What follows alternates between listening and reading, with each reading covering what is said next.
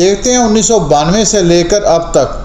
7087 अफराद अब तक जाँ बहक हो चुके हैं इस सैलाब की ज़द की वजह से, जबकि ज़ख्मियों की तादाद किसी भी लिहाज से काउंट नहीं की गई। नाज़रीन इकराम, मौजूदा हालिया सैलाब की ज़द में जो सबसे दिलखराश वाक़या है वो ये है कि 246 बच्चे भी जाँ बहक हो चुके हैं। अब आते हैं कि असल दुनिया के अंदर होता क्या है।